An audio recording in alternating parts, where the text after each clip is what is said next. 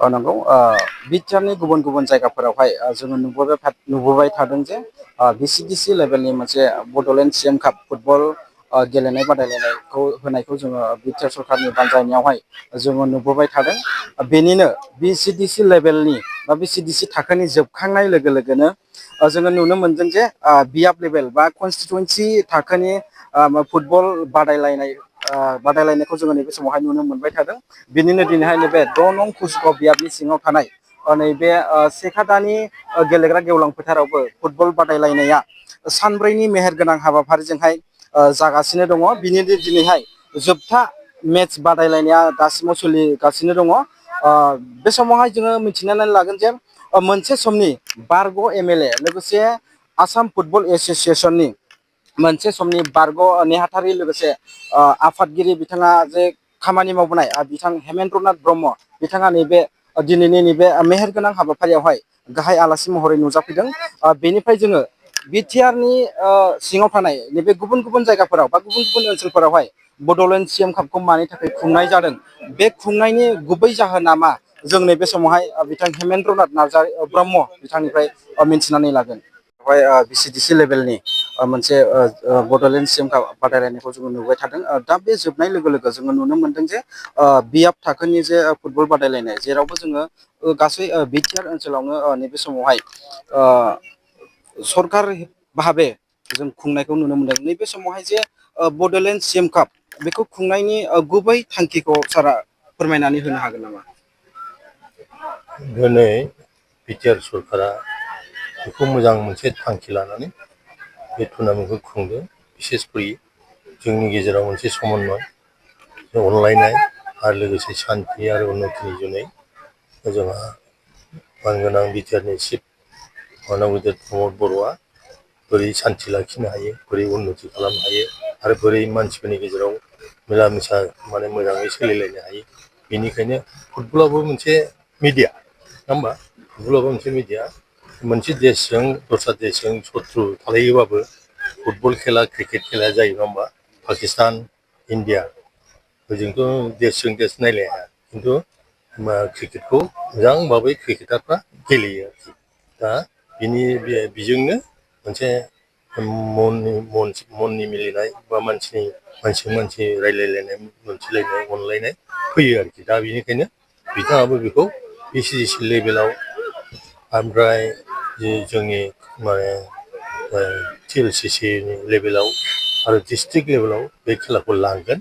दा ओंखायनो बिथाङाबो सिन्था खालामदो गासिखौबो मोनसे गार्डेनफोरा कर्नार जोनो चान्स मोनबाय इक'नि थाखाय जों बयबो जाहाथे मोजाङै ज' थालायनो हायो। बेनि थाखायनो नोंथाङा बे माबाखौ टुर्नामेन्टखौ सिएम पिस काप फुटबल टुर्नामेन्ट होननानै नाम होनानै दिनै बेखौ लन्च खालामदों। जिहेतु जोङो नुनो मोनबाय थादों जे नैबे बिएफ लेभेल बा नैबे कनस्टिटुवेन्सि थाखोनि जे फुटबल बादायलायनाय बे जोबखांनाय लोगो लोगो जोङो मिथिनो मोनदों जे जिल्ला लेभेलावहायबो नैबे बड'लेण्ड सिएम कापखौ खुंनाय जागोन। दा जिल्ला लेभेलाव खुंखांनायनि उनावहाय जिहेथु जायफोरानाखि देरहानानै थांगोन बे देरहानानै थांनाय माखासे लाइमोनफोरखौहाय बिटिआर सरकारा जिहेथु बिसोरनि थाखायहाय माबा मोनसे अनसुंथाइफोर होनो सानदों नामा? जों बे पलिसिखौ दासिमबो रायज्लायनाय जायाखै।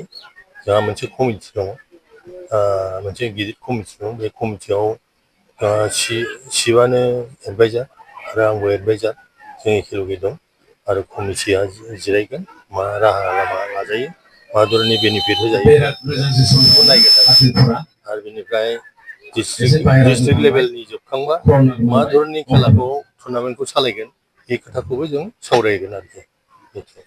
नोंथाङा जे जिहेथु जोङो मिथिनो मोनदों जे आसाम फुटबल एस'सियेसननि मोनसे समावहाय जे आसाम फुटबल एस'सियेसनावहाय नेहाथारि लोगोसे आफादगिरि बिबान लानानैहाय गोग्गोमैहाय जे खामानि मावबोदोंमोन। दा जोंनि नैबे बिटिआराव थानाय माखासे लाइमोनफोरखौहाय जोंनि बिटिआरनि माखासे गुबुन गुबुन जायगानि गासैबो लाइमोनफोरखौहाय जिहेथु फुटबलनि बागै माबाफोर मेसेज हरनो सानो नामा सारा? फुटबलनि बादै फुटबल खेलाजोंनो जोङो बे बिटिआर ओनसोलाव गथ' गथायफ्रा हिनजावानो जा हौवायानो जा फरायनायावबो गोसो गैला बेबायदि मोनसे जाबायमोन। ओमफ्राय ड्राग्स एडिक्टेड जाजोब्बायमोन।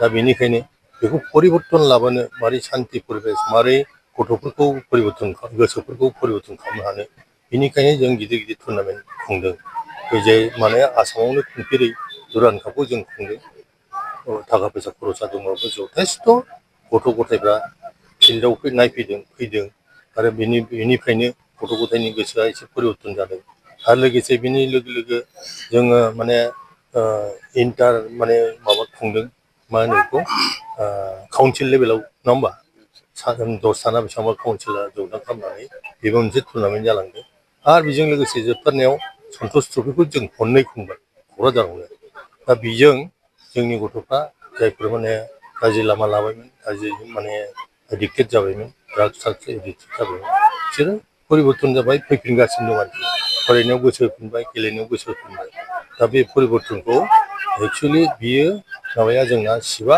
आगोलनिफ्रायनो सेस्था खालामबाय थादोंमोन आरोखि दिनै बियो साक्सेसफुल जाबाय होननानै आं बुंनो हायो जोङो खोनानो मोनबाय बिथां हेमेन्द्र नाथ ब्रह्म बिथाङा जे सासे बारग' MLA बेजों लोगोसे बिथाङा